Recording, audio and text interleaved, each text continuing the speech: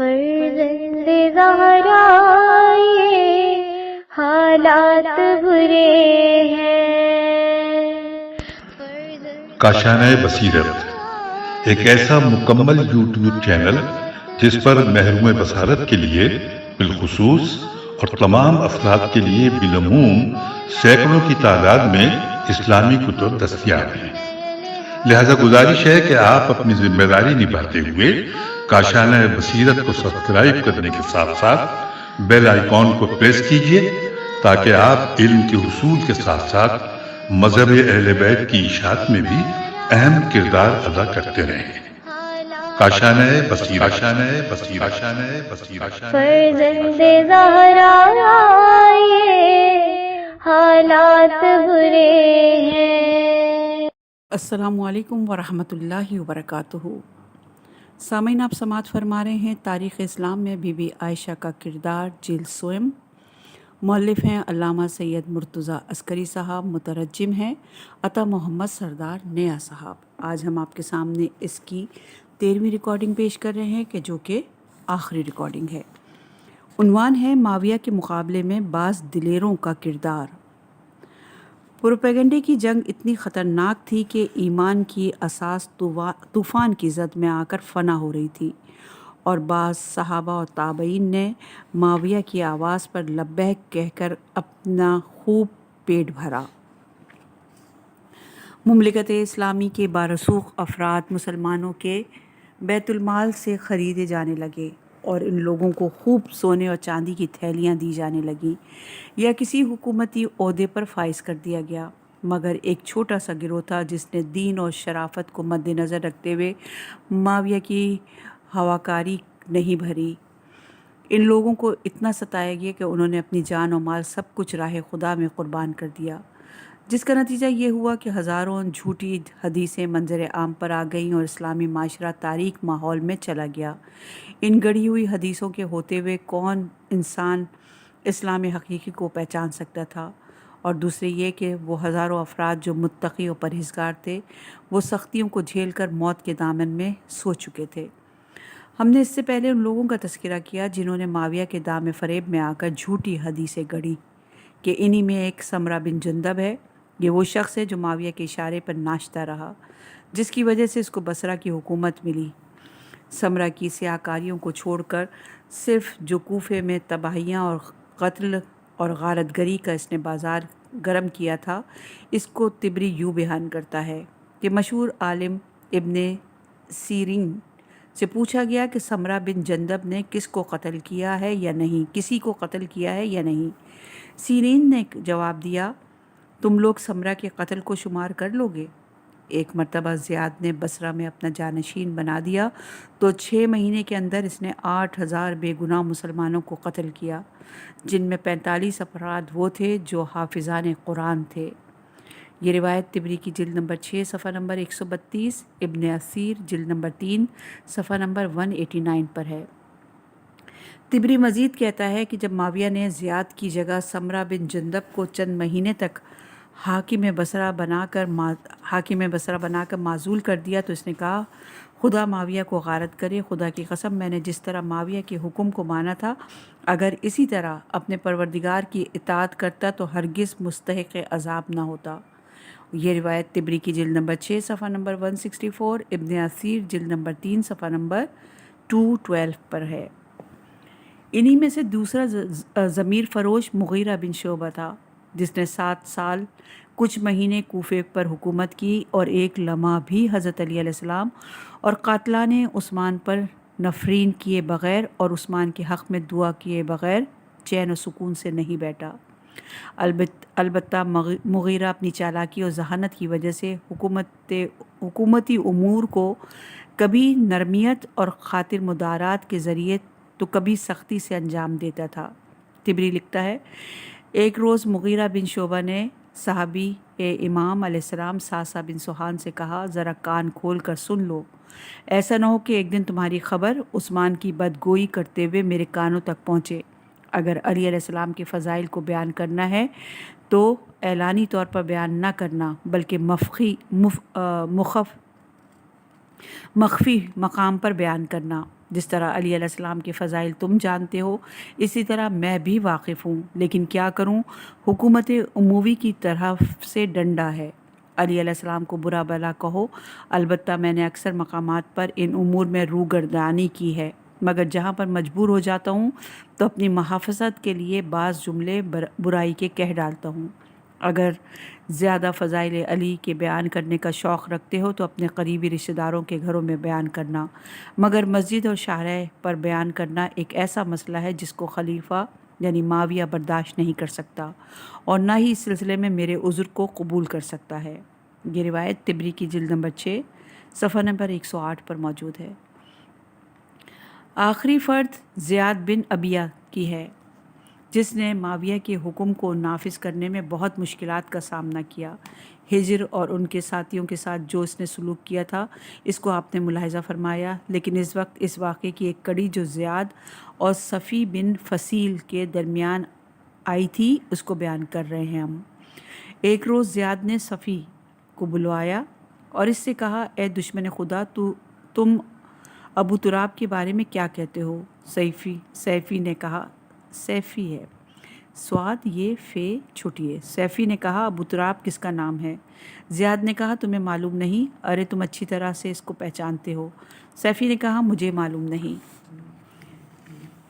زیاد نے کہا، علی بن ابی طالب کا لقب ہے۔ سیفی نے کہا، اچھا وہ ہے۔ ایک طویل مدت تک ایسے ہی مکالمہ ہوتا رہا۔ آخر زیاد نے چھڑی منگوائی اور سیفی سے کہا، اب بتاؤ تمہارا علی کے بارے میں کیا خیال ہے؟ سیفی نے کہا، اے بندے خدا، میں جو خوبی ہوگی اس کو بیان کروں گا۔ زیاد نے اپنے جلادوں سے کہا، اس کو اتنا مارو کہ ان کی گردن ٹوٹ جائے۔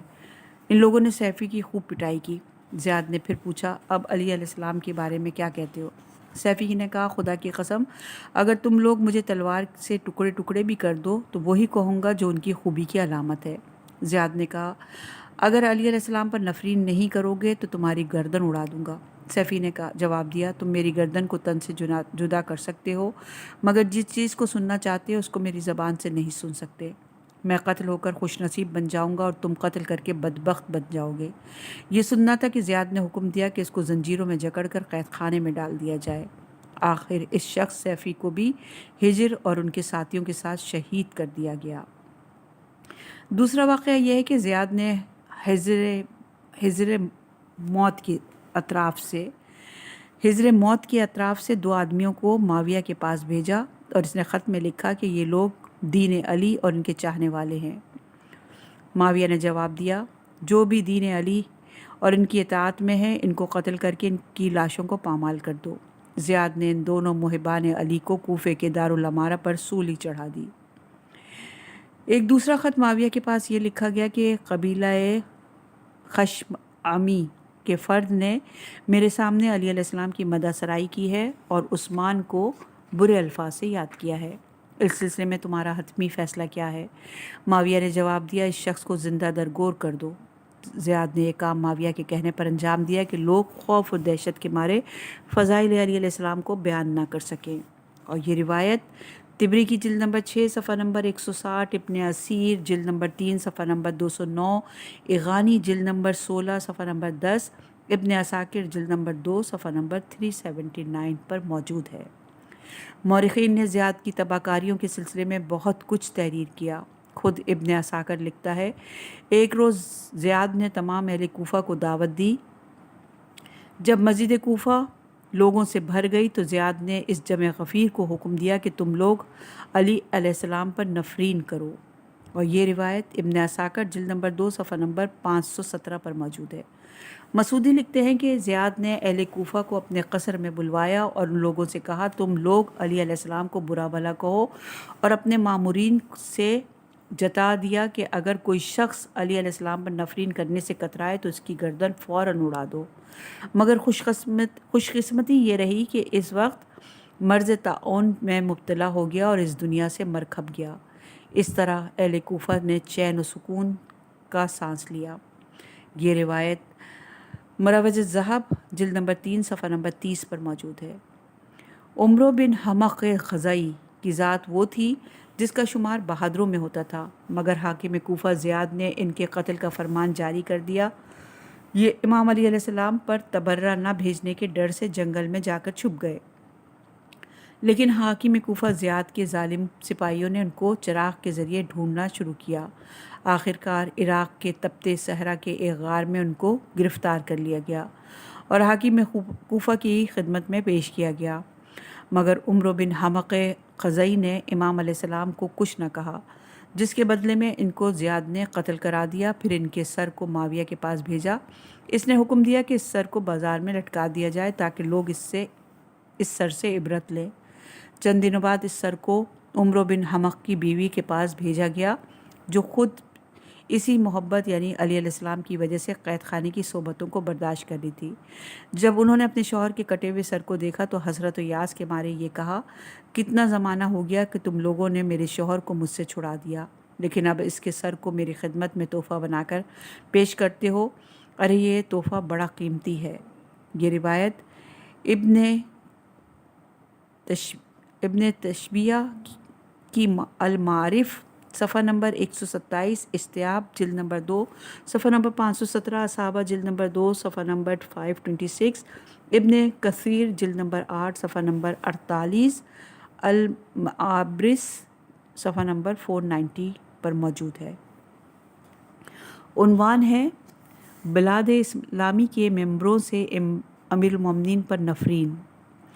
امام علیہ السلام کے اصحاب کو صفحہ ہستی سے مٹانے کی کوشش اور جھوٹی حدیثوں کے ذریعے نیک کردار کو بدنام کرنا، نیز بد کردار کو نیک کردار کی کرنے کی سازش، یہ ساری کی ساری معاویہ کی سیاست تھی جو تمام بلاد اسلامی میں آگ کی طرح پھیل چکی تھی۔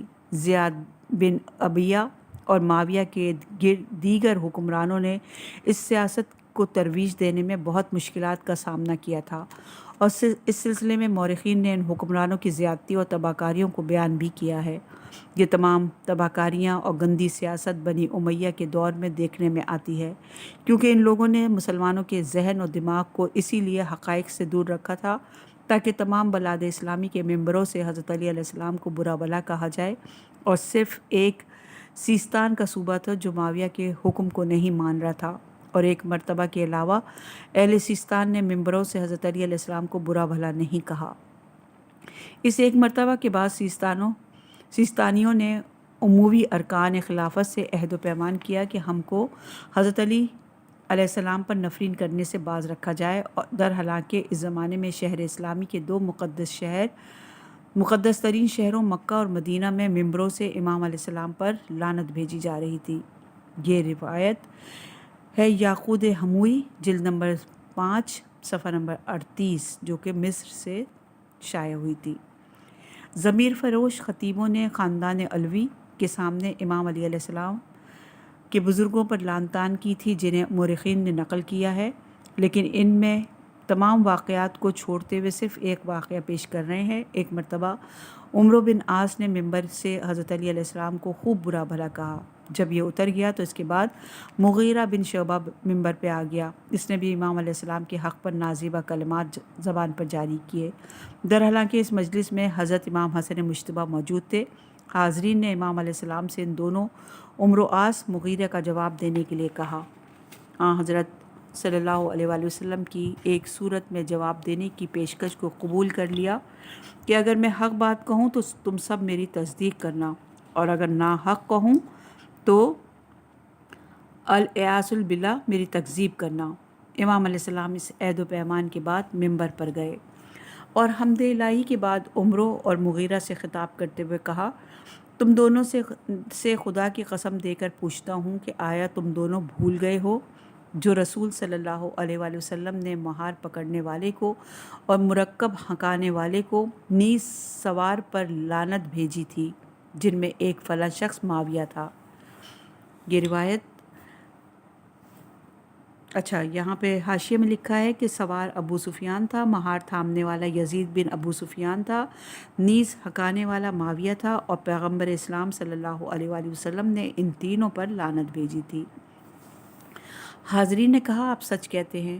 دوسری مرتبہ پھر عمرو عاص اور مغیرہ کو مخاطب کرتے ہوئے کہا، آیا تم دونوں کو معلوم نہیں کہ پیغمبر اسلام صلی اللہ علیہ وآلہ وسلم نے عمرو آس کے ہر شعر کے بیت پر لعنت بھیجی تھی، یعنی ان کے اشعار پر لعنت بھیجی تھی۔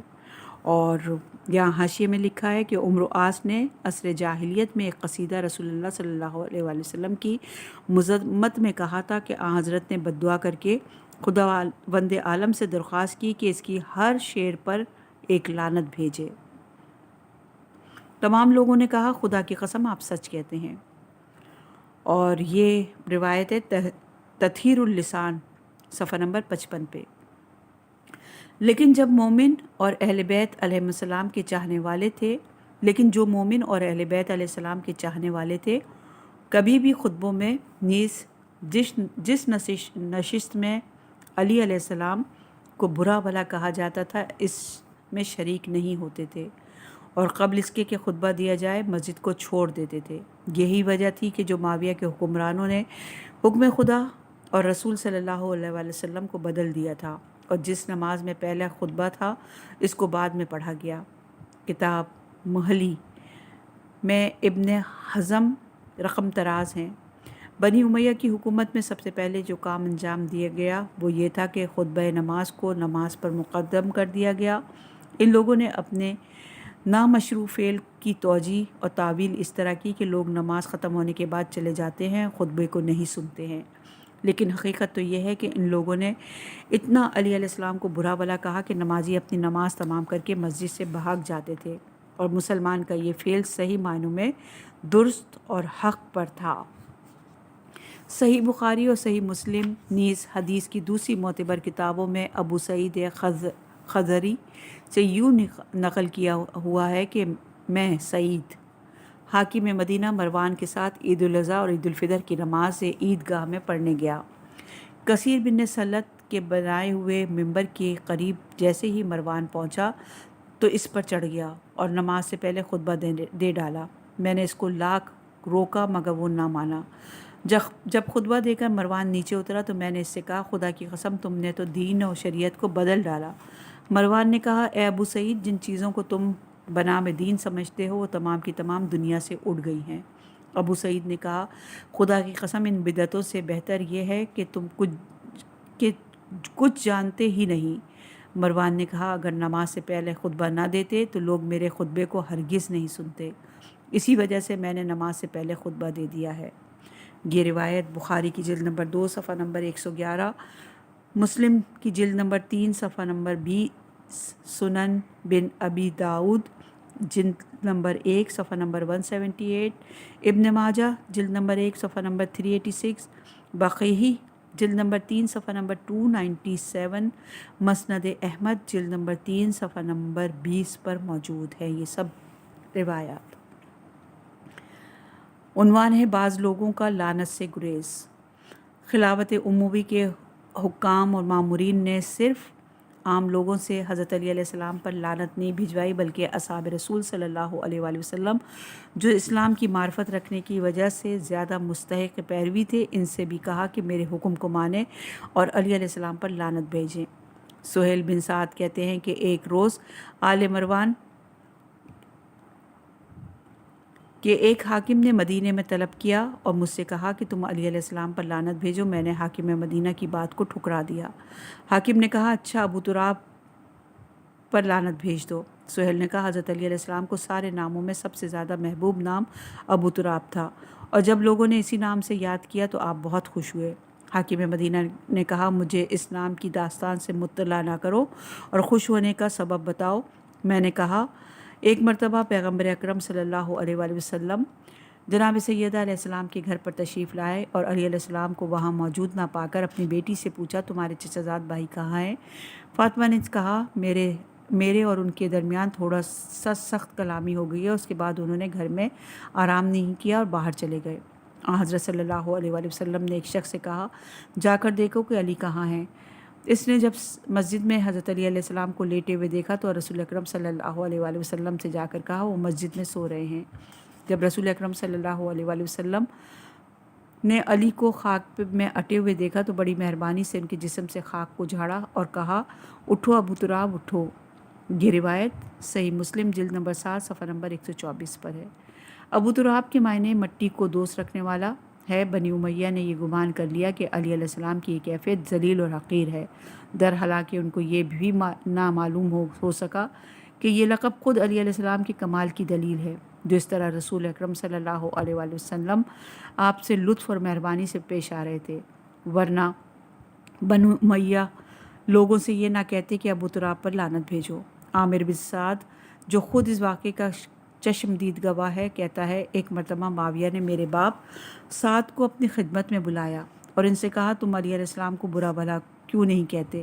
میرے باپ نے جواب دیا اے معاویہ، جب تک مجھے یہ 3 حدیثیں یاد رہیں گی کبھی علی علیہ السلام کو برا بھلا نہیں کہہ سکتا، اور رسول صلی اللہ علیہ وآلہ وسلم کی یہ حدیثیں میری نظر میں عرب کے سرخ رنگ کے اونٹوں سے زیادہ قیمتی ہیں۔ نمبر 1، جب رسول اللہ صلی اللہ علیہ وآلہ وسلم ایک جنگ یعنی جنگ تبوک میں جا رہے تھے اور علی علیہ السلام کو ساتھ نہ لے گئے اور ان کو شہر مدینہ کے منافقوں سے نمٹنے کے لیے چھوڑ دیا، تو اس وقت حضرت علی علیہ السلام نے بہت گریہ کیا اور حضرت علیہ السلام سے فرمایا کہ اے رسول خدا، مجھے عورتوں بچوں کے درمیان چھوڑ کر جاتے ہو۔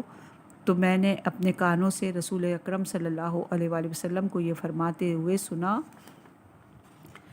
کہ آیا تم راضی نہیں ہو کہ تمہارا وہی مرتبہ ہو جو موسیٰ کے لیے ہارون کا تھا؟ فرق اتنا ہے کہ میرے بعد کوئی نبی ہونے والا نہیں ہے۔ نمبر 2 حدیث یہ تھی کہ دوسری مرتبہ جنگ خیبر میں کہتے ہوئے سنا تھا کہ کل میں اس مرد کو علم دوں گا جو خدا اور رسول کو دوست رکھتا ہے اور خدا اور رسول اسے دوست رکھتے ہیں۔ ہم تمام لوگ گردنوں کو بلند کر کے رسول خدا کو دیکھنے لگے۔ آپ صلی اللہ علیہ وآلہ وسلم نے فرمایا علی کہاں ہیں؟ حاضرین ان کو بلانے کے لیے دوڑے۔ جب علی علیہ السلام کی آنکھوں میں شدید درد تھا اور اسی حالت میں پیغمبر اکرم صلی اللہ علیہ وآلہ وسلم کی خدمت میں لائے گئے، حضرت صلی اللہ علیہ وآلہ وسلم نے ان کی آنکھوں میں اپنا لعاب دہن لگایا، پھر علم جنگ ان کے ہاتھوں میں دیا، جس کے بعد خداوند عالم نے ان کو فتحیابی سے ہمکنار کیا۔ مجھے وہ بھی وقت یاد ہے جب یہ آیت نازل ہوئی تھی۔ ترجمہ یہ ہے اس آیت کا، اور آیت کا نمبر بھی نہیں لکھا ہے اور سورہ بھی نہیں لکھا ہوا۔ بس ان سے کہو کہ آؤ اس طرح فیصلہ کر لیں کہ ہم اپنے بیٹوں کو لاتے ہیں، تم اپنے بیٹوں کو لاؤ۔ پیغمبر اکرم صلی اللہ علیہ وآلہ وسلم نے علی، فاطمہ، حسن، حسین کو بلایا اور کہا اے میرے مالک، یہی ہمارے اہل بیت ہیں۔ اور یہاں پر آیت لکھی ہوئی نہیں ہے، لیکن یہ سورہ آل عمران کی آیت نمبر 61 ہے، جو کہ بہت ہی مقبول ہے اور ہم تمام شیعان علی کو یاد بھی ہے۔ مسعودی سعد بن وقاص اور معاویہ کی ملاقات کو تبری سے یوں نقل کرتا ہے، جب معاویہ حج کرنے کے لیے مکہ آیا تو سعد بن وقاص سے طواف کعبہ کے وقت ملاقات ہوئی۔ جب طواف کر چکا تو سعد کو لے کر دارالندوہ، جو عصر جاہلیت میں بزرگان قریش کے اجتماع کی جگہ تھی، آیا اور سعد سے کہا تم علی علیہ السلام پر لعنت بھیجو۔ معاویہ کی اس بات پر سعد کو اتنا غصہ آیا کہ اپنی جگہ سے کھڑے ہو گیا اور کہا اے معاویہ، تم مجھے اسی لیے لے کر آئے ہو تاکہ علی جیسے شخص پر لعن طعن کروں؟ خدا کی قسم، اگر علی کے فضائل و کمالات میں سے ایک فضیلت میرے اندر ہوتی تو دنیا کی تمام چیزوں سے زیادہ محبوب اور قیمتی ہوتی۔ یہ روایت صحیح مسلم کی جلد نمبر 7 صفحہ نمبر 120، ترمذی کی جلد نمبر 13 صفحہ نمبر 171، مستدرک کی جلد نمبر 3 صفحہ نمبر 109، اصحابہ کی جلد نمبر 2 صفحہ نمبر 502 پر موجود ہے۔ مسعودی نے اس واقعے کو لکھنے کے بعد ایک عبارت پیش کی ہے جو اس واقعے سے تھوڑا سا فرق رکھتی ہے۔ سعد نے معاویہ سے کہا خدا کی قسم، جب تک زندہ رہوں گا تیرے گھر میں قدم نہیں رکھوں گا۔ یہ کہا اور اٹھ کھڑے ہوئے، اور یہ روایت مروج الذہب جلد نمبر 3 صفحہ نمبر 24 پر ہے۔ ابن عبد روا اندلسی اپنی کتاب میں لکھتے ہیں کہ امام حسن علیہ السلام کی شہادت کے بعد معاویہ خلیفہ بن کر مکہ حج کرنے گیا، پھر مدینہ کی طرف رخ کیا۔ اس سفر میں یہ خواہش تھی کہ مسجد نبوی صلی اللہ علیہ وآلہ وسلم کے ممبر سے علی علیہ السلام کو برا بھلا کہے۔ معاویہ کے اطرافیوں نے اس سے کہا اس شہر یعنی مدینہ میں فاتح ایران اور باعظمت صحابی سعد بن وقاص رہتے ہیں اور اس کام کو ہرگز ہونے نہیں دیں گے، لہٰذا بہتر ہے کہ ان کے پاس جا کر ان سے پوچھ لیا جائے۔ مامورین نے معاویہ سعد کے پاس گئے، جیسے ہی انہوں نے سنا تو ان لوگوں سے کہا اگر اس کام کو انجام دیا گیا تو یاد رکھو جس مسجد کے در سے علی علیہ السلام کو برا بھلا کہا گیا ہے اس در میں ہرگز قدم نہیں رکھوں گا۔ یہ بات اس وقت واضح ہو گئی کہ جب ہمیں یہ معلوم ہو جائے کہ مدینے میں مسجد نبوی صلی اللہ علیہ وآلہ وسلم کے بارے میں گفتگو ہوئی تھی یا کوئی اور مسجد تھی۔ معاویہ سعد کے نفوس کے سامنے مات کھا گیا۔ جب تک وہ زندہ رہا معاویہ اس کام کو انجام نہ دے سکا، لیکن جب سعد بن وقاص اس دنیا سے چلے گئے تو معاویہ نے مدینے کے اندر بار دیگر سعی و کوشش کی اور امام علی علیہ السلام کو مسجد نبوی صلی اللہ علیہ وآلہ وسلم کے ممبر سے گالی دی۔ یہی وہ دور تھا جس میں معاویہ نے اپنے تمام کارندوں کو خط لکھا اور حضرت علی علیہ السلام پر تمام بلاد اسلامی کے ممبروں سے لعن طعن کروائی۔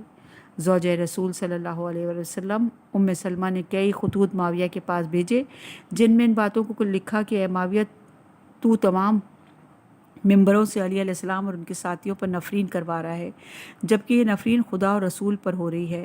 میں قسم کھاتی ہوں کہ خدا اور پیغمبر اسلام صلی اللہ علیہ وآلہ وسلم اس کو دوست رکھتے تھے، مگر ام سلمہ کے خط نے کوئی خاص اثر معاویہ پر نہیں ڈالا، بلکہ اس نے ان خطوں کو ردی کی ٹوکری میں ڈال دیا۔ اور یہ روایت عقد الفرید جلد نمبر 3 صفحہ نمبر 127 پر ہے۔ معاویہ کا آخری ہدف۔ جب بھی معاویہ اپنے حسب اور نسب اور اپنے خاندان کے کرتوت پر جو اسلام کے مقابلے میں جنگ کی تھی نظر دوڑاتا تھا، شرم و حیا کے مارے اس کا سر جھک جاتا تھا اور وہ تمام چیزیں اس کی حیرانی اور پریشانی کی باعث بن جاتی تھی، کیونکہ ایک طرف اسلام نے اس کو اور اس کے خاندان کو ضرب کاری لگا کر ذلت اور رسوائی کے کھنڈر میں ڈال دیا تھا، دوسری طرف اس کے دیرینہ رقیب بنی ہاشم شہرت کے فلک کے چہاروں پر جا رہے تھے۔ یہ تمام مشکلات اس کے ذہن و دماغ پر پہاڑ کی طرح بوجھ بنی ہوئی تھیں، جن کو ہلکا کرنے کے لیے اس نے اصحاب پیغمبر صلی اللہ علیہ وآلہ وسلم سے جنگ کی تھی، لیکن ان تمام جنگوں میں امیر شام معاویہ کی یہی کوشش رہی کہ کہیں سے اپنے کینے کا اظہار نہ ہو، کیونکہ ابھی حکومت نئی ہے ورنہ جان و مال خطرے میں پڑ جائے گا۔ لیکن جب ایک دن مغیرہ بن شعبہ کے ساتھ تنہائی میں بیٹھا ہوا تھا، چونکہ دور عصر جاہلیت سے آپس میں دوست تھے لہٰذا سالہ سال دونوں سیاکاریوں اور تباکاریوں میں ایک دوسرے کا ہاتھ بٹاتے رہے تھے، تو معاویہ نے اپنی سیاست کو فاش کر دیا۔ کتاب الموافقات میں زبیر بن بکار مطرف بن مغیرہ سے نقل کرتا ہے کہ میں اپنے والد مغیرہ کے ساتھ شام گیا، ہم دونوں کا قیام معاویہ کے یہاں تھا۔ میرے والد ہر روز امیر شام معاویہ کے پاس جایا کرتے تھے اور جا کر گھنٹوں باتیں کیا کرتے تھے۔ جب معاویہ کے پاس سے آتے تھے تو ساری باتوں کو بیان کرتے تھے۔ ایک دن معاویہ کے پاس سے آئے تو میں نے کھانا حاضر کیا لیکن انہوں نے نہیں کھایا۔ میں اپنے دل میں سوچنے لگا کہ کہیں ہم سے کوئی خطا تو سرزد نہیں ہو گئی، لہٰذا میں نے اپنے باپ مغیرہ سے سوال کیا کہ آج کی شب آپ کیوں اتنا کبیدہ خاطر ہیں؟ میرے باپ نے جواب دیا، اے میرے لال، آج ہم خبیث ترین کافر ترین شخص کے پاس سے آ رہے ہیں۔ میں نے پوچھا وہ کون؟ میرے باپ نے کہا ارے وہی معاویہ ہے، آج اس کی مجلس اغیار سے خالی تھی۔ تو میں نے اس سے کہا کہ اے امیر المومنین، آپ تو اپنے ہدف تک پہنچ گئے ہیں، لہٰذا اس بوڑھاپے میں عدل و انصاف سے کام لیجیے اور اپنے رشتہ داروں بنی ہاشم پر رحم و کرم کیجیے تاکہ لوگ آپ کی تعریف و تمجید کریں۔ خدا کی قسم اب ان لوگوں سے کسی چیز کا خوف نہیں ہے۔ اس پر معاویہ نے کہا جو کچھ تم نے کہا بہت مشکل ہے۔ ابوبکر تخت خلافت پر آئے، عدل و انصاف کیا، تمام زحمتوں کو برداشت کیا، مگر خدا کی قسم ایک مؤذن بھی ان کا نام اذان میں نہیں لیتا ہے۔ عمر خلیفہ بنے 10 سال کی طویل مدت تک سختیوں کے ساتھ جھیلی اور حکومت کی، مرنے کے بعد کوئی بھی ان کا نام لیوا نہیں ہے۔ آخر میں ہمارے بھائی عثمان تخت خلافت پر برجمان ہوئے، جو نسب کے اعتبار سے کوئی بھی ان کا ہم پلہ نہیں ہے، اور جو کچھ کرتے تھے انہوں نے انجام دیا، لیکن ان کے ساتھ کیسا حادثہ پیش آیا جس کی وجہ سے مارے ڈالے گئے، مگر ان کا بھی کوئی نام نہیں لیتا، اور لوگوں نے ان کی کارکردگی کو بالائے طاق رکھ دیا۔ درحالانکہ اس مرد ہاشمی محمد صلی اللہ علیہ وآلہ وسلم کا نام مؤذن ہر روز 5 مرتبہ تمام بلاد اسلامی کے گلستان اذان سے لیتا ہے۔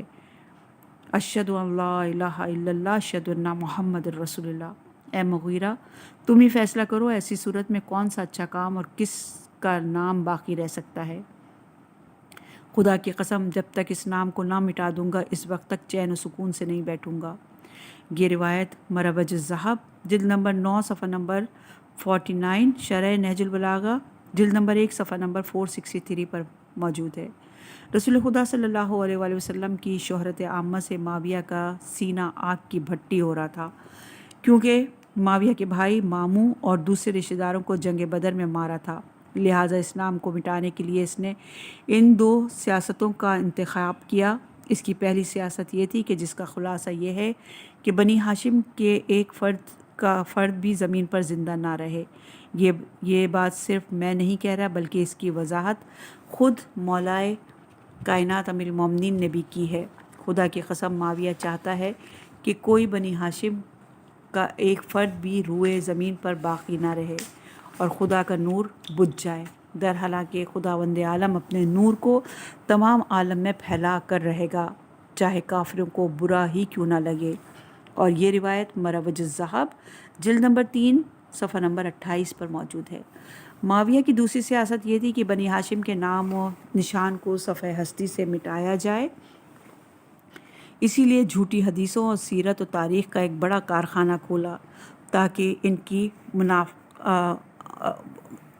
تاکہ یہاں سے اس کارخانے سے جھوٹی حدیثیں گڑھ سکیں اور کردار کو بدنام کر دیا جائے، بنی ہاشم کے کردار کو بدنام کر دیا جائے اور بنی امیہ کی فضیلت اور منزلت کا پرچار کیا جائے۔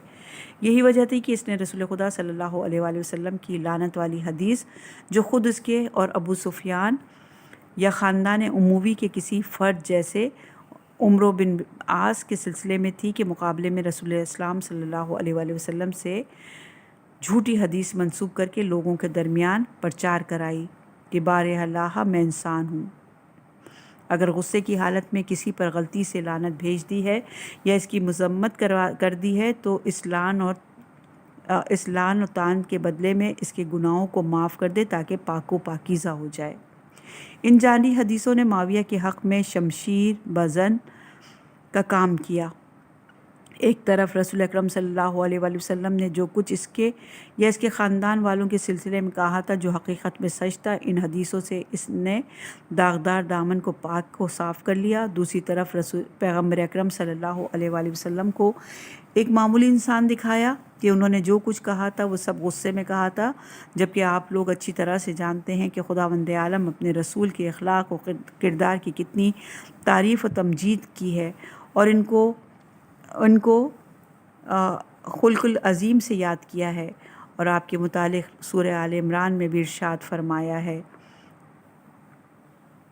اور سورہ نجم میں بھی ارشاد ہے کہ تمام باتیں وحی الہی کا سرچشمہ ہیں۔ معاویہ کی اس بری سیاست کو ہر کس و ناکس نہیں سمجھ پایا تھا۔ یہی وجہ تھی کہ جو سادہ لو افراد تھے وہ اپنی ذات سے بے بہرہ تھے اور اس کی آواز پر دوڑنے لگے اور معاویہ کی ہاں میں ہاں ملانے لگے، اور جو ضمیر فروشوں نے اس کے حکم سے بناوٹی حدیثیں تیار کی تھیں انہیں ہر جگہ بیان کرنے لگے، اگرچہ معاویہ نے اپنے اندرونی کینے کو لوگوں کے سامنے ظاہر نہیں کیا، لیکن اپنی ناپاک تمناؤں کو کھلے عام انجام دیا۔ ہاں، اس نے ایک طرف عثمان اور ان کے ہمراہیوں کو کھل کر ساتھ دیا، دوسری طرف علی علیہ السلام اور ان کے خاندان والوں نیز ان کے چاہنے والوں پر جنہوں نے اس کی سیاہ کاریوں پر ہاتھ نہیں بٹایا تھا ظلم و ستم کا پہاڑ ڈھائے، اور کسی کو اذیت دی تو کسی کو قید خانے میں ڈلوایا اور کسی کو زندہ درگور کیا۔ ہماری بحث کی محور ام المومنین عائشہ کی ذات ہے۔ جس وقت انسانیت سولی پر چڑھائی جا رہی تھی اور شیعہ نے علی کو شکنجوں اور قید خانوں کی اذیتوں میں مبتلا کیا جا رہا تھا، آپ اس وقت بھی ارکان حکومت اموی کی نظر میں باعث صد احترام تھی، اور معاویہ نے امیر المومنین علیہ السلام سے جنگ کی تھی تو اس میں بھی آپ نے معاویہ ہی کا ساتھ دیا تھا۔ جب آپ حضرات نے یہاں تک ان کی کارکردگی کو ملاحظہ فرما لیا تو اس بات کو بھی ذہن نشین کر لیجئے کہ انہوں نے معاویہ کی جعلی حدیثوں کو کارخانے میں کتنا حصہ لیا۔ سعد بن ہشام نے حکیم بن الفا سے عائشہ کے گھر جانے کو کہا۔ اس نے کہا ہم ان کے یہاں ہرگز نہیں جائیں گے۔ میں نے عائشہ کو جب 2 گروہوں حزب علوی اور حزب عثمان میں اختلاف چل رہا تھا تو ان کو مداخلت کرنے سے منع کیا، لیکن انہوں نے میری بات نہیں مانی اور اپنی ڈگر پر چلتی رہیں۔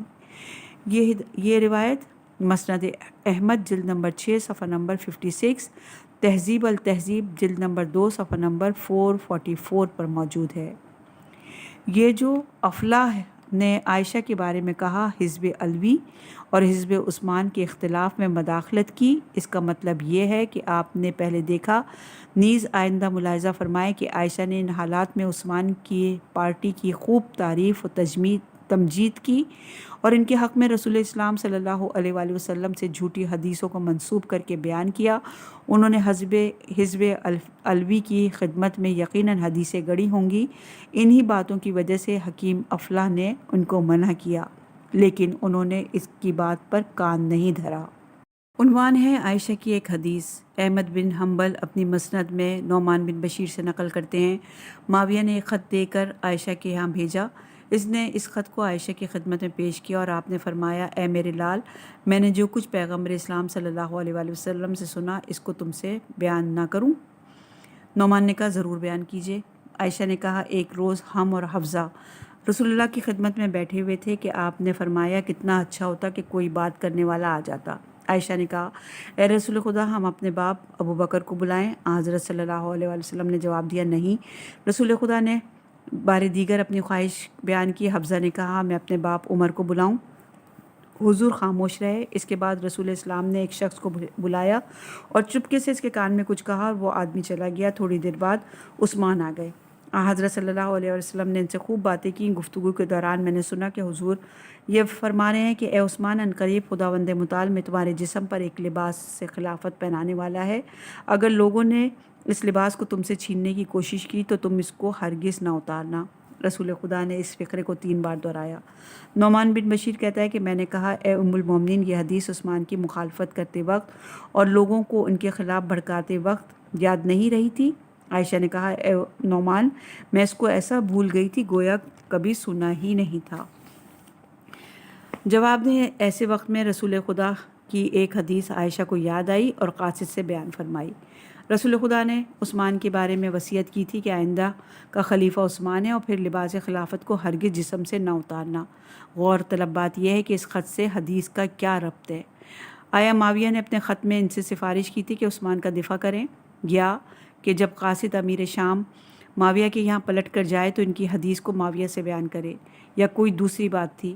آیا ممکن ہے کہ جو عائشہ ایک طویل مدت تک عثمان سے جھگڑا کرتی رہیں اور لوگوں کے ان کے خلاف بھڑکاتی رہیں، یا اسی قسم کی دوسری باتیں جو معاویہ کے زمانے میں پیش آئیں اور لوگوں سے بیان کرتی رہیں، اس کی وجہ صرف اتنی ہے کہ معاویہ کے زمانے میں عائشہ ایک کنیز کی طرح زندگی گزار رہی تھیں، اور جو کچھ حدیثیں اپنے باپ یا عمر، طلحہ نیز خاندان کی فضیلت میں بیان کی تھی، اس کی وجہ یہ تھی کہ معاویہ کی حدیث گڑھنے والی سیاست کو کامیاب بنا کر اس کو خوش کرنا تھا، اور اس سلسلے میں انہوں نے اپنے رشتہ دار اور چاہنے والوں کے فضائل کو نشر کرنے میں ایڑی چوٹی کا زور بھی لگایا۔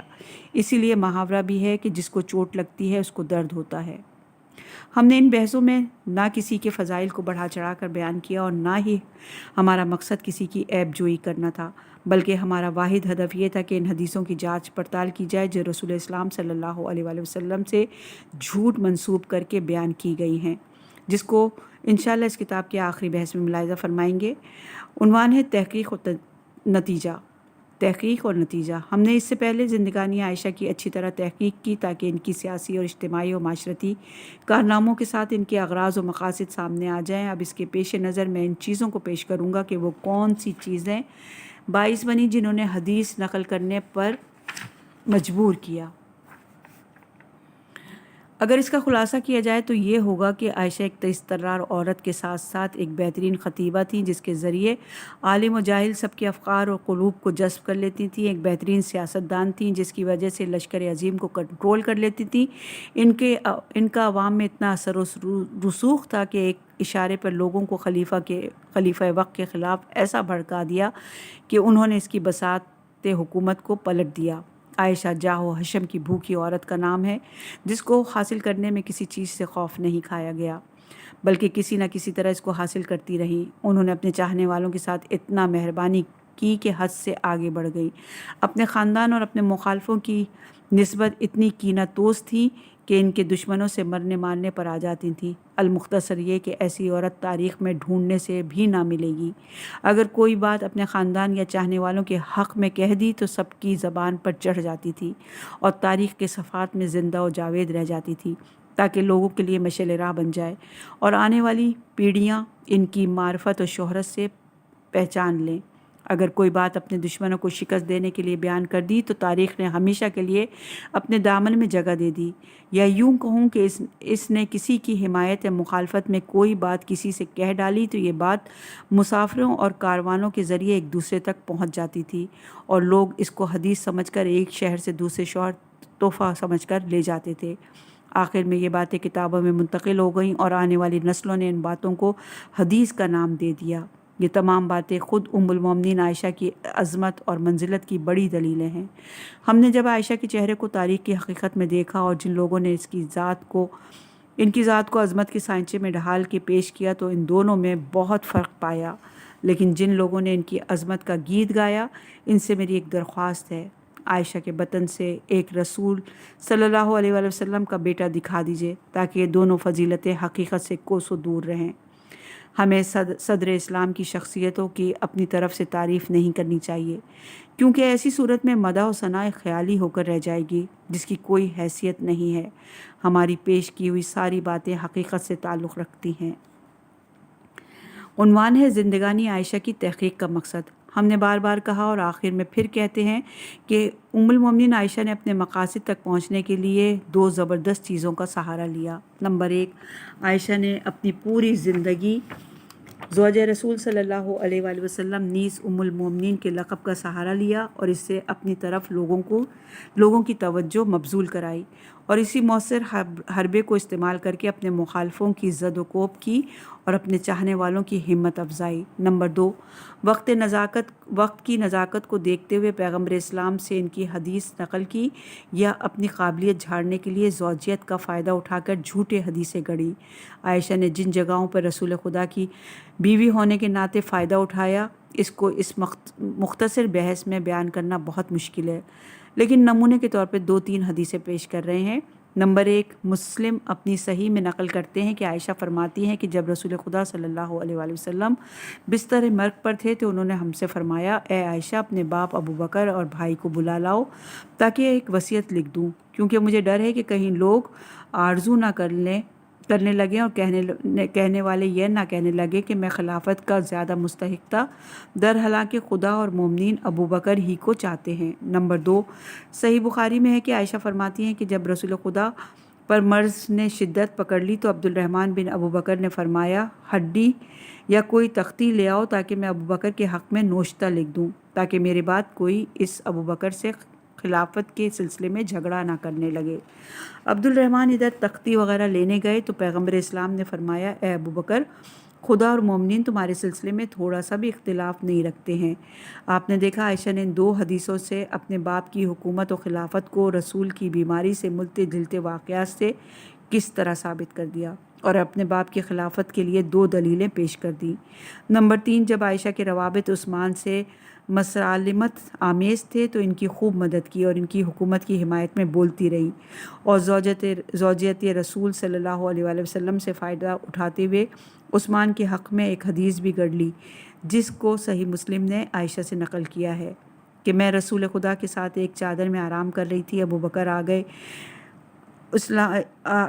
گئے، پیغمبر اسلام نے ان کو اندر بلا لیا، پھر تھوڑی دیر بعد عمر بھی آ گئے، رسول اللہ نے ان کو بھی اسی حالت میں بلا لیا، لیکن جب عثمان آئے تو رسول خدا چادر سے باہر آ گئے اور عثمان کو گھر میں بلایا۔ جب عثمان چلے گئے تو رسول اسلام سے سوال کیا کہ یا رسول اللہ، ابو بکر اور عمر آئے تو آپ چادر کے اندر لیٹے رہے، لیکن جب عثمان آئے تو آپ چادر سے باہر آ گئے، اس میں کیا راز ہے؟ پیغمبر اسلام نے فرمایا، چونکہ عثمان ایک شرم و حیا کا پیکر ہے، لہٰذا میں ڈرا کہ اگر اس حالت میں عثمان سے ملاقات کرتا تو وہ شدت شرم سے مجھ سے بات نہ کر پاتا۔ نمبر 4، صحیح مسلم نے اسی حدیث کو دوسری طرح سے یوں بیان کیا ایک دن پیغمبر اسلام میرے ساتھ چادر اوڑھے لیٹے ہوئے تھے کہ جیسے ہی عثمان آئے، رسول خدا نے مجھ سے کہا کہ عائشہ تم اپنا لباس وغیرہ ٹھیک کر لو۔ میں نے کہا یا رسول اللہ، ابو بکر اور عمر کے آنے پر آپ نے مجھ سے لباس ٹھیک کرنے کو نہیں کہا، لیکن جب عثمان آئے تو اپنے ہوش و حواس کو کھو دیا، نیز ان سے ملاقات کرنے کے لیے اپنے جسم پر لباس بھی پہن لیا۔ نمبر 5، صحیح مسلم میں دوسری روایت یوں نقل ہوئی کہ عائشہ کہتی ہیں کہ جیسے ہی رسول خدا سے پوچھا کہ آپ نے فرمایا اے عائشہ، میں عثمان سے حیا کیوں نہ کروں اور اس کا احترام کیوں نہ بجلاؤں، خدا کی قسم عثمان کی شرم کے آگے فرشتوں کے سر جھک جاتے ہیں۔ عائشہ نے رسول اللہ کی بیوی ہونے کے ناطے حکومت عثمان کی خوب حمایت کی، لیکن زیادہ دن نہیں گزرے کہ اسی زوجیت رسول کے ذریعے ان کو شکست دینے کی ٹھان لی اور حکومت عثمان کا تختہ الٹنے کے لیے رسول خدا کا کرتا لے کر مسجد میں چلی آئیں اور ان کے خلاف تقریر کی، اے مسلمانوں، یہ پیرہن رسول ہے، ابھی کہنا نہیں ہوا ہے، لیکن عثمان نے ان کی سنت کو بدل کے فرسودہ بنا ڈالا ہے۔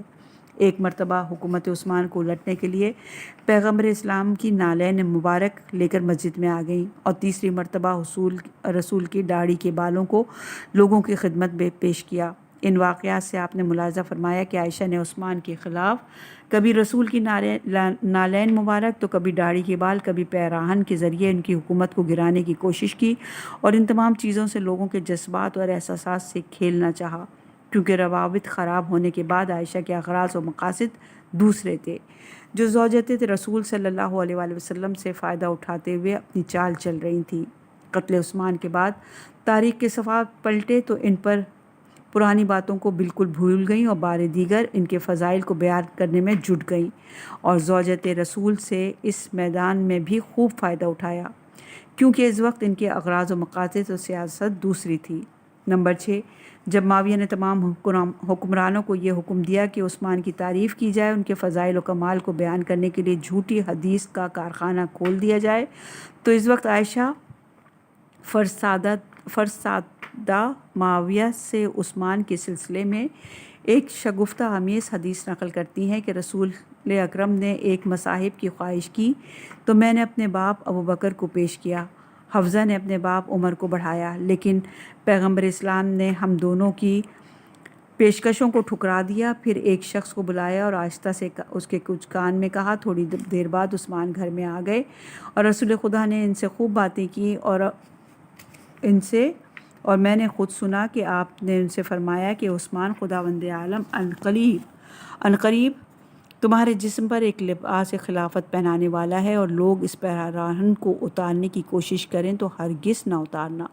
نمبر 7، عائشہ نے مسئلہ رضاعت پر اپنی خاص رائے پیش کی اور کہنے لگی 5 مرتبہ دودھ پلانے سے رضاعی محرمیت پیدا ہو جاتی ہے، اور اپنی بہنوں اور عورتوں کو اس کا حکم دیا، اور اس اکلوتے فتوے سے فائدہ یہ اٹھانا چاہتی تھی کہ جو لوگ معاشرے میں بارسوخ ہیں وہ ان کے پاس آ جائیں۔ اس بنا پر اس شرعی بہانے کو تلاش کیا تاکہ لوگ ان پر انگلی نہ اٹھا سکیں، مگر دیگر ازواج رسول صلی اللہ علیہ وآلہ وسلم نے ان پر اعتراض کر دیا اور کہنے لگی رضاعیت اس وقت محقق ہوگی جب طبق معمول انجام دہی نہ کہ 5 یا 10 بار دودھ دینے سے پیدا ہوگی۔ عائشہ نے کہا جب آئے کبیرہ عشر رسول پر نازل ہوئی تو 10 بار دودھ پلانے سے پردہ ساقط ہو جاتا ہے، تو اس کو ایک پتے پر لکھ کر تخت کے نیچے رکھ دیا تھا، لیکن جب رسول بیمار ہو گئے تو ہم لوگ ان کی تیمارداری میں لگ گئے تو ایک بکری گھس گئی اور پتے کو کھا گئی۔ اور یہ روایت مسند احمد جلد صفحہ نمبر 269 پر ہے، سنن ابن ماجہ کتاب نکاح حدیث نمبر 1944 پر ہے۔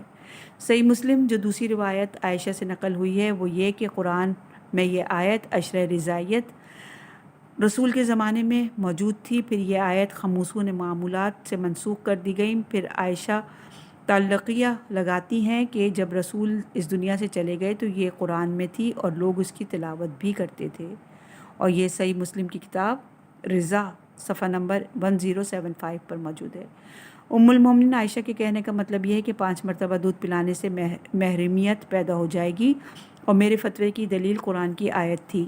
اس آیت کی رسول صلی اللہ علیہ وآلہ وسلم کے زمانے میں تلاوت بھی ہوئی، لیکن اس کے بعد اس آیت کو بھلا دیا گیا۔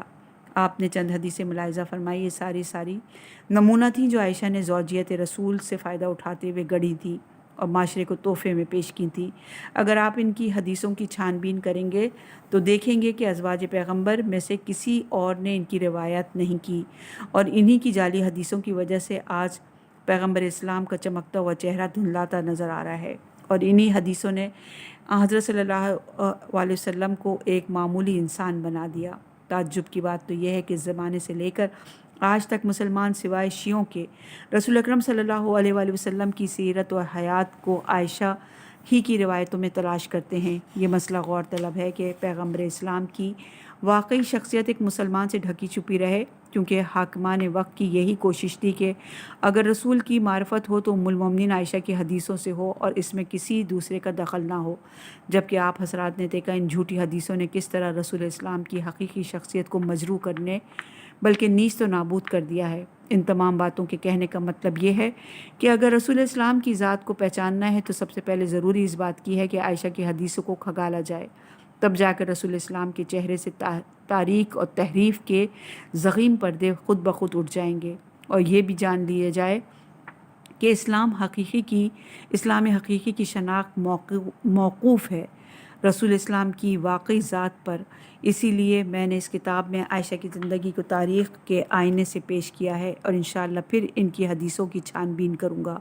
اس تحقیق کی راہ میں تمام عائشہ کے چاہنے والوں سے معافی مانگتے ہیں، اور مجھے امید ہے کہ وہ لوگ مجھے معاف بھی کر دیں گے، کیونکہ میرا ہدف صرف اتنا ہے کہ رسول خدا، دین اور قوانین الہی کی صحیح معرفت ہو جائے۔ اسی لیے ہم نے اس خاردار وادی میں قدم رکھا ہے تاکہ اس کے ذریعے دین کی کوئی خدمت ہو جائے۔ ہم نے اس کتاب میں پہلی فصل میں زندگانی عائشہ کی جانچ پڑتال کی اور فصل دوم میں ان کی احادیث کو ملاحظہ فرمایا۔ بس خدا سے یہ دعا ہے کہ وہ میری اس خدمت کو قبول کرے۔ عنوان ہے ایک حدیث کے سلسلے میں علماء اہل سنت کی توجیہیں۔ اس بحث کے آخر میں بہتر ہے کہ تھوڑا سا اس حدیث کے سلسلے میں، جس کا میں نے پہلے وعدہ بھی کیا تھا کہ چھان بین کر لی جائے، اور جو علماء اہل سنت نے اس حدیث کے سلسلے میں تعویلیں کر کے اس سے مطابقت کرنے کی ایڑی چوٹی کا زور لگایا ہے، اس کو ملاحظہ فرما لیجیے۔ ایک حدیث صحیح مسلم کے اندر یوں نقل ہوئی ہے کہ رسول اسلام نے فرمایا، میرا حرم مدینے میں کوہ طور سے لے کر کوہ عیر یا عائر تک ہے، اور یہ روایت صحیح مسلم باب فضل مدینہ حدیث نمبر 9950 اور 99467 ہے۔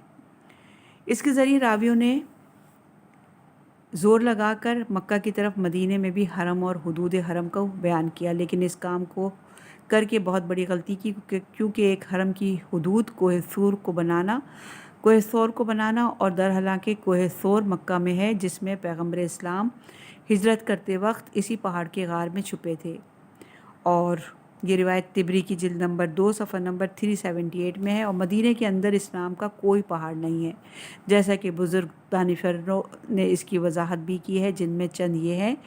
نمبر مسیب زبیری جو مدینہ کے رہنے والے تھے اور وہاں کے بہت بڑے عالم دین تھے، انہوں نے 36 ہجری میں وفات پائی، اور اس حدیث کے ذیل میں کہتے ہیں کوہ طور مدینہ میں نہیں ہے۔ علامہ شبیر ابی عبید قاسم بن سلام موتفی 224 ہجری لکھتے ہیں کہ یہ روایت اہل عراق کی ہے، اور مدینے والے ثور نام کے پہاڑ کو نہیں جانتے، کوہ طور مکہ میں ہے۔ میرا گمان یہ ہے کہ اس حدیث میں دراصل کوہ احد تھا، جو غلطی سے کوہ طور لکھ دیا گیا۔ ابو عبید کے کہنے کا مقصد یہ ہے کہ یہ روایت اہل عراق نے نقل کی ہے، جن کو یہ بھی نہیں معلوم کہ کوہ طور مکہ میں ہے یا مدینے میں۔ نمبر 3 قاضی ایاز متفی 544 ہجری، جنہوں نے صحیح مسلم کی شرح کی ہے۔ صاحب مجیم ما استجاب بکری جو بہت بڑے جغرافیہ دان تھے۔ حافظ ابو بکر محمد بن موسیٰ حزمی جو علم حدیث میں ماہر تھے۔ صاحب نہایت الغالۃ علامہ ابن اثیر جزری متوفی 606 ہجری، اور ساتھ پہ یاقوت ہموئی جنہوں نے 626 ہجری میں وفات پائی۔ لہٰذا علماء اہل سنت نے اس حدیث کی توجیہ و تعویل کرنے میں خرافات کی باتیں تحریر کی ہیں، جن میں علماء حدیث کے رہبر و پیشوا بخاری ہیں جنہوں نے اپنی صحیح کے اندر ایک حدیث لکھی لیکن اس میں کوہ ثور کے نام کے بجائے اس عبارت کو پیش کیا کہ یعنی مدینہ کا حرم کوہ عائر سے لے کر فلاں مقام تک ہے. در حالانکہ اسی حدیث کے سلسلے میں صحیح مسلم نے قضا کی جگہ لفظ ثور کو استعمال کیا ہے. اس حدیث کے سلسلے میں بخاری کو چھوڑ کر اور دانشوروں نے بھی نادرست توجیہ و تفسیر کی ہے. ایک دانشور کہتا ہے کہ شاید پیغمبر اسلام نے مدینہ کے کسی 2 پہاڑوں کا نام رکھا ہوگا. دوسرا لکھتا ہے کہ شاید پیغمبر اسلام کا مقصد مدینہ کے حدود حرم کو معین کرنا تھا، اسی لیے آپ نے مکہ کے 2 پہاڑوں کے فاصلے سے تشبیہ دی کیونکہ کوہ ثور مکہ میں ہے نہ کہ مدینہ میں. تیسرا کہتا ہے کہ راوی نے غلطی سے کوہ ثور کہہ دیا کیونکہ مدینہ میں کوہ احد ہے نہ کہ کوہ ثور.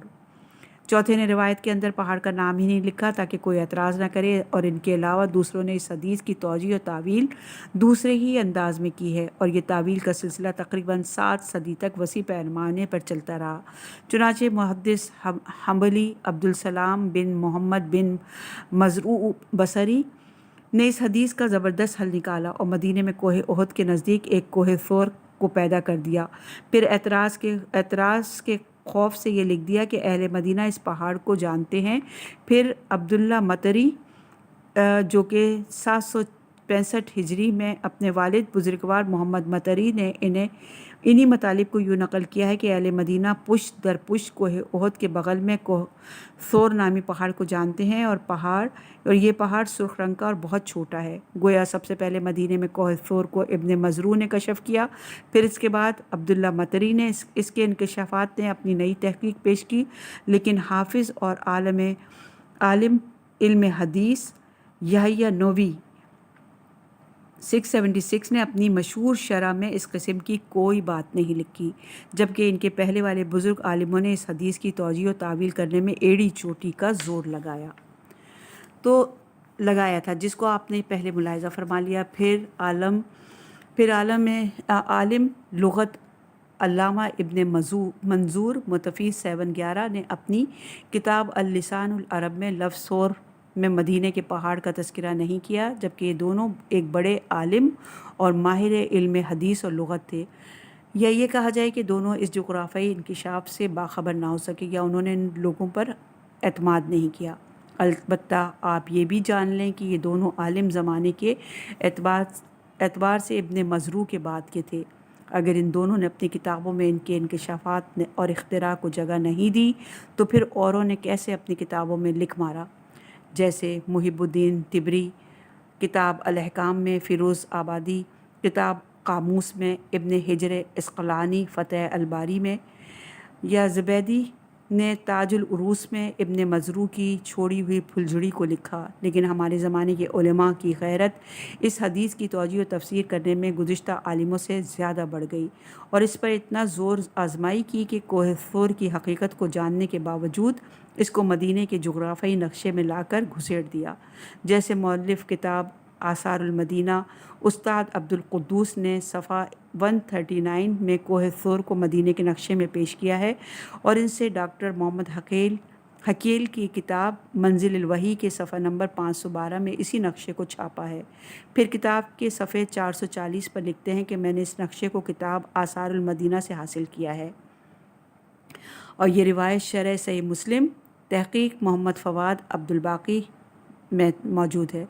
مختصر یہ کہ سب سے پہلے 7ویں صدی میں کوہ ثور کو مدینہ میں پیش کیا گیا اور 14ویں صدی میں پہلی مرتبہ جغرافیائی نقشے میں کوہ ثور داخل کیا گیا. یہاں پر مؤلف اپنے کلام کا اختتام کرتے ہیں اور کہتے ہیں کہ واللہ عالم کیا سچ ہے کیا جھوٹ. سید مرتضیٰ عسکری. پروردگار کے توفیق سے ہم نے اس کتاب کو آپ کی سماعتوں کی نظر کیا. امید کرتے ہیں کہ پروردگار ہمیں توفیق دے گا اور آپ سب کو بھی توفیق دے گا کہ صحیح حقائق کو صحیح ذرائع سے حاصل کیے ہوئے اس کی تحقیق کر کے اس کو پڑھا جائے، اور پروردگار سے دعا ہے کہ اس کے اجر کے عوض ہمیں اور ہمارے مرومین کی بخشش فرمائے. آمین الہی آمین.